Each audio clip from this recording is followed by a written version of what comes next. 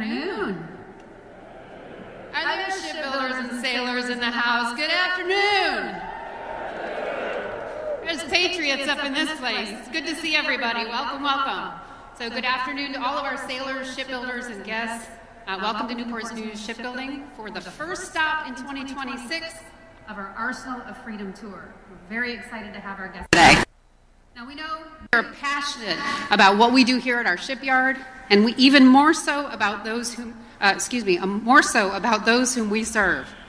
To our shipbuilders, thank you for what you do each and every day, and to our service members, thank you for inspiring us to do it.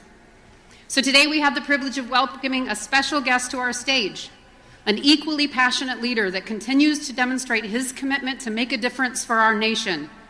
He is an integral part of an administration that is fearless in leading change, from acquisition transformation to American manufacturing to sailor quality of life, and it is our honor to welcome him to our shipyard today. Ladies and gentlemen, please give an enthusiastic Newport News Shipbuilding welcome to the United States Secretary of War, Pete Hegseth.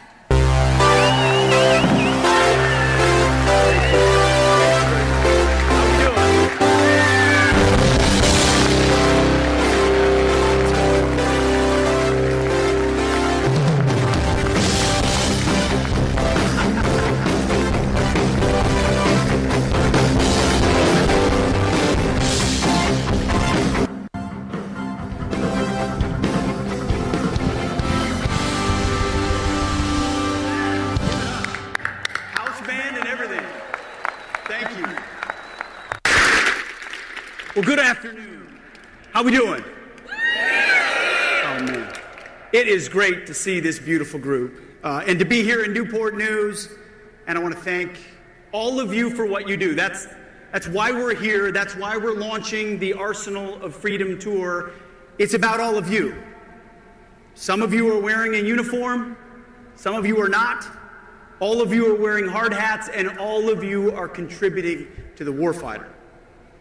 The kind of urgency that we need is you understand the speed and the specificity of the beautiful machines that you create require an expertise and an investment that this administration is prepared to make and make fast. It's always inspiring to stand amongst patriots who quite literally are building our nation's firepower. I had a chance this morning to swear in some new recruits. We have a historic recruiting surge at the Department of War. Record amounts of Americans want to join our uniform class. Last year was a record of multiple decades. This year we're already ahead of last year. Americans are fired up to serve. I also had a chance to go to our next aircraft carrier, the JFK. I don't know if you heard, but our aircraft carriers have been busy recently. That one will be busy for decades to come, ensuring America is free and safe and powerful. And now here we are at Newport News Shipyard at the USS Oklahoma. And I'm here on behalf of the President, who has from his first day in office operated on a few core principles at the baseline: pure, unadulterated common sense. First, that a leader's primary duty is to put America and Americans first. Second, that the surest and only real path to peace is through strength. We're in the strength business. You are in the strength business. And third, that a nation that cannot build things, a nation that can't create its own tools or its own defenses or its own future, is a nation that is in managed decline. President Donald J. Trump looked at that managed decline, a decline that had been accepted by elites in both parties, and he rejected it, and we fundamentally reject it. And in doing so, he has unleashed a great American revival, a reawakening of our industrial spirit and our national confidence, a new golden age for America that you are all a part of building. As his Secretary of War, my mission is to execute President Trump's vision within our armed forces and ignite that revival. The mission has three core components, three pillars upon which we are building our national security. It's actually quite simple. First, we're reviving the warrior ethos inside our fighting force, reminding our warriors and our uniformed military that their sole purpose is to be the most lethal fighting force on the planet. So no more DEI, no more dudes in dresses, no more distractions. We're done with that shit. It's just standards, accountability, readiness, training, discipline, and lethality. Back to basics across the department, which is what our warriors really want. Second, we must and we are rebuilding our military with the best equipment, training, and leadership to ensure our warfighters are never in a fair fight. And you've seen historic investments, over $1 trillion in the last budget. You'll see even more, and it isn't just in platforms, it is in people. And third, we're reestablishing deterrence. That's so absolute and so unquestioned that our enemies will not dare to test us. You see, under the previous administration, whether it was the debacle of the withdrawal in Afghanistan that cost American lives and smeared our reputation, whether it was the war unleashed in Israel after October 7th by Hamas, or the war in Ukraine that never would have started under President Trump, the world started wondering whether America really was strong, whether America really could lead. Well, that's over now. Just ask the Houthis and our ship that now sail freely. Imagine that. In the previous administration, when our ships got shot at, we just said, I guess we have to deal with it. All the way back to Thomas Jefferson, we said, you're not shooting at our ships, and if you do, you may not see tomorrow. Well, we did that with the Houthis, and our ships now sail freely all around the world without being attacked, without being shot at. That's peace and strength. Same with Midnight Hammer, where our B-2s flew 37 hours down and back, and were never seen by the Iranians, and dropped 14 precision munitions exactly where they were supposed to drop, obliterating Iran's nuclear capabilities, not to mention the Tomahawks that came off of a beautiful submarine. And delivered that decisive blow as well on one of their nuclear facilities. Deterrence is back. Not to mention drug boats in the Caribbean and the Eastern Pacific carrying drugs headed to the United States to poison the American people. We're not playing the whole catch and release game anymore. These are foreign terrorist organizations, the Al-Qaeda of our hemisphere, and we will sink every drug boat headed in our direction. Reestablishing deterrence.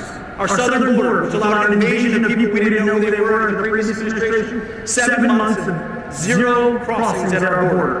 A country that isn't sovereign is not a country. Reestablishing deterrence. And then we saw 3 nights ago in downtown Caracas, Venezuela, as nearly 200 of our greatest Americans went downtown in Caracas. Seems those Russian air defenses didn't quite work so well, did they? Downtown Caracas grabbed an indicted individual wanted by American justice in support of law enforcement without a single American killed. Reestablishing deterrence.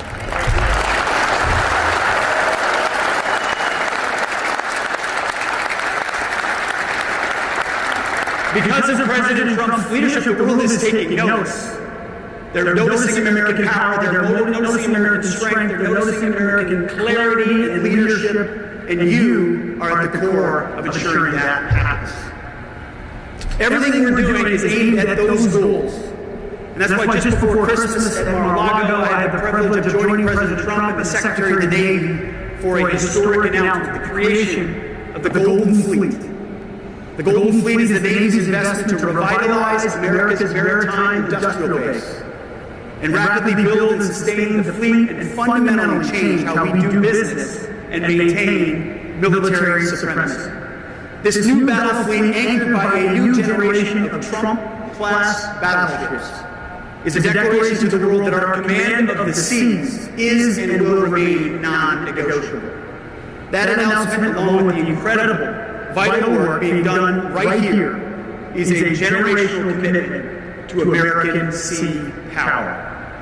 This investment in both the visible might of battleships and the stealthy lethality of the submarines built in this very yard is a direct investment in peace and strength.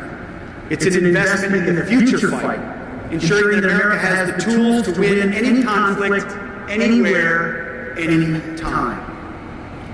And as was mentioned, today marks the first stop on a month-long Arsenal of Freedom tour from the War Department. And on this tour, we'll be traveling from the shipyards of the coast to the factories of the heartland. to see the work being done by the military and our partners in American manufacturing to usher in a new golden age of peace and restraint, a revival of our industrial base, all American-made by the best Americans.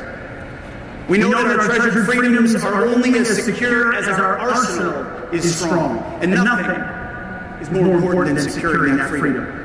So I'm here to thank you, the men and women assembled here today, and those you represent, who are designing and constructing our weapons of war that my children and yours, my grandchildren and yours, will rely on to ensure the peace, stability, and security of the United States. You are standing shoulder to shoulder with the warfighters of the War Department. Allow me for a moment to speak plainly about the threats to that freedom. We find ourselves in a world of growing threats, a world the comfortable elites in Washington refuse to acknowledge for far too long. For decades, a bipartisan consensus sold this country a dangerous fantasy.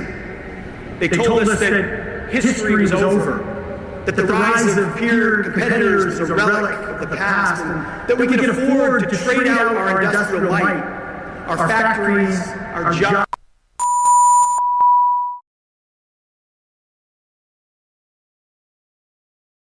our manufacturing is just the way it is in a global economy. Foolishness, recklessness, not anymore, not under President Trump. While we were policing the world, nation-building in deserts, and debating pronouns at the Pentagon, our primary competitors, like the Chinese Communist Party, did something very different. They studied us, they learned from our triumphs and our mistakes, and then they started to build as well. And they've undertaken some of the most rapid, ambitious, and breathtaking naval buildups since World War II. While we decommissioned ships, they launched many of them. While some of our shipyards did not meet the demands of our country, they expanded at a rapid pace, but not anymore. While we seek good relations with China and the rest of the world, we are also ready. President Donald Trump understands that the American people are ready and they deserve a new golden age. We recognize that we are in a new era of great power competition, a generational struggle to maintain peace through strength, and we will rise to meet that challenge. That is why we proudly call ourselves the Department of War, not the Department of Defense, not because we seek war, but because we truly understand that in order to ensure peace, you need to be prepared to deter war and, if necessary, decisively win it. Our purpose is not to be reactive, but to be dominant, so that no enemy, any enemy, will ever attempt to challenge the United States of America. Now, this revival is not a matter of speeches or policy papers or think tanks and white papers in Washington, D.C. This is a matter of action.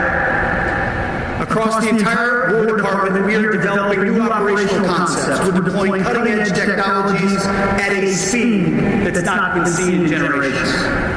And we're making historic, multi-generational investments in the capabilities that we will need to dominate the future fight at a level of urgency that must match the urgency of the moment. Most importantly, we're getting these capabilities in the hands of our warfighters faster than we ever have since World War II. Under President Trump, we are systemically dismantling the bloated, risk-averse, and self-serving bureaucracy that has stifled innovation for decades.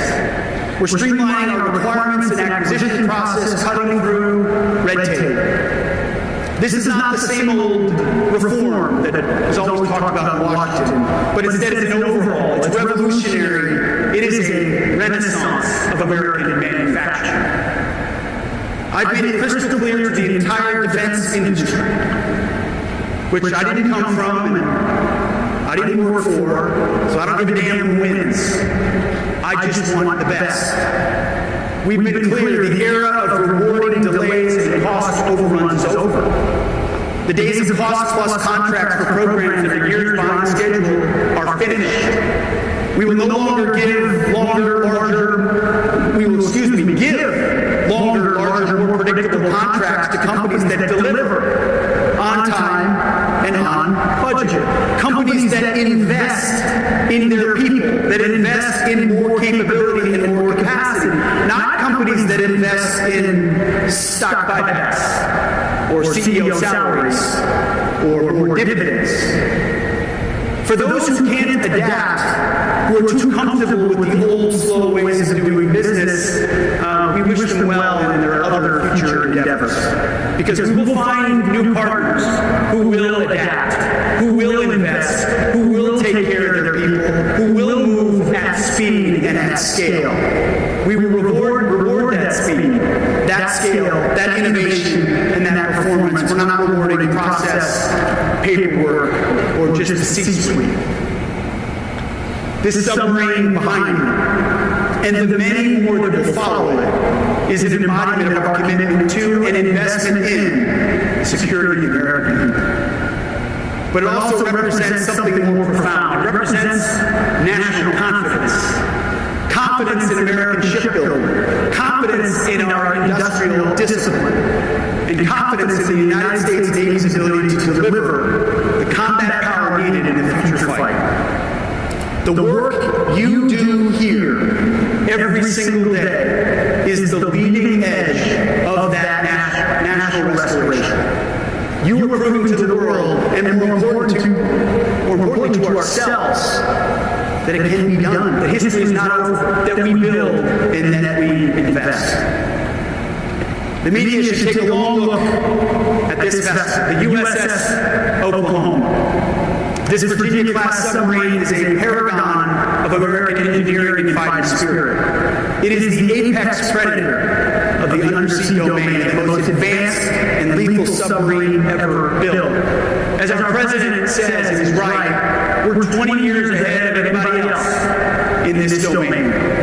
It is a strategic advantage that creates dilemmas on a daily basis for our adversaries all around the globe. It's a silent hunter that can operate with stealth in the most contested, dangerous waters on the planet. It can gather intelligence that no satellite can ever hope to see.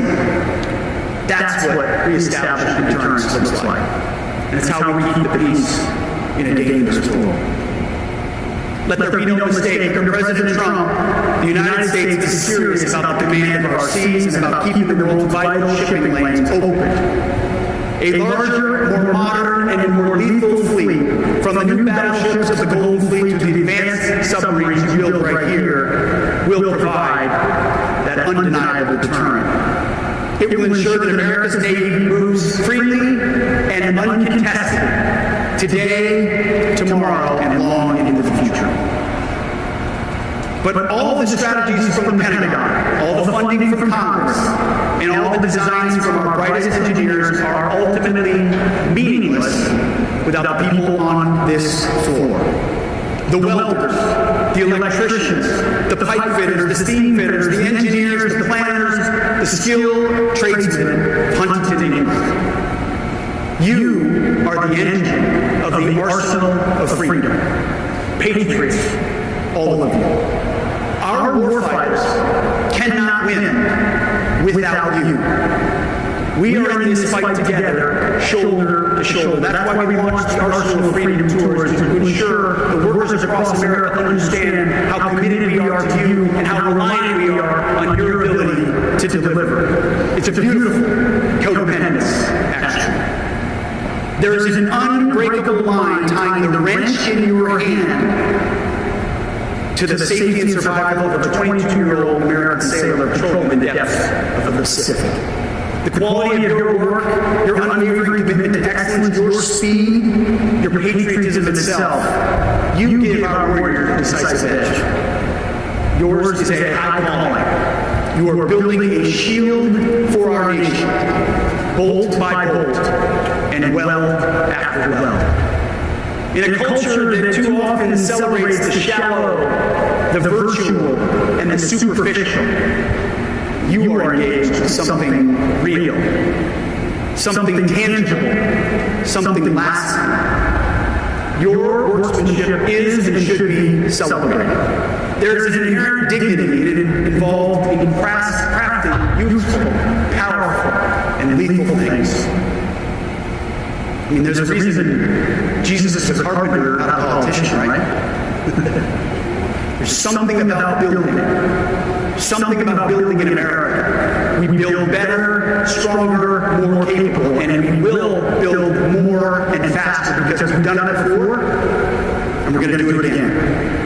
And that's why this administration, this department is fighting for you, your way of life, and the renaissance of manufacturing in this country. We're holding your leadership accountable. We're holding your leadership feet to the fire.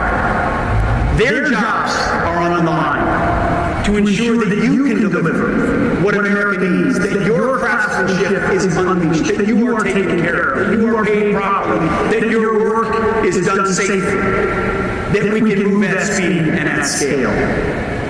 Because when our workers succeed, our country succeeds. And a nation that builds is a nation that wins. And our president is a builder. And that's why we will win. So to all of you here today, from the newest apprentice to the most experienced master shipbuilder, and to our sailors who work with them, again, back to where I started, thank you. I want you to know that whether you're wearing a uniform, coveralls, or a suit, the work you're doing is important, it's patriotic, and essential to our nation.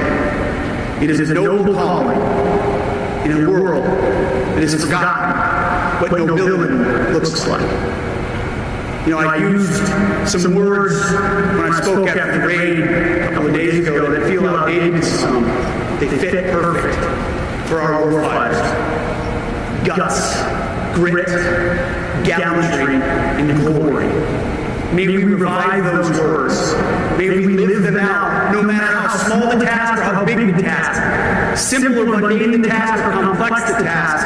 Every aspect of what had come together to make that mission successful was an ingredient to the kind of guts, grit, gallantry, and glory that our warriors embody. And you contribute to that. Be proud of what you do here. Be proud of the incredible vessels that you bring to life. They are the guarantees of freedom, the guardians of our peace, a message to the entire world that you should never, ever bet against America. And know that we have your back as you move faster, on time, and on budget, investing in your plants and in your people. We have a lot left to accomplish on behalf of the warfighters, and we look forward to continuing to do it. It's the honor of a lifetime. I serve to serve. My job is to make your job easier. That's why our ears to the ground everywhere we go. What can we do to make you more useful in how you operate? Because together we will rebuild our military. We will restore our industrial might and secure peace for generations to come. We will build the arsenal of freedom. God bless you, God bless our name, and God bless our great republic. Thank you very much.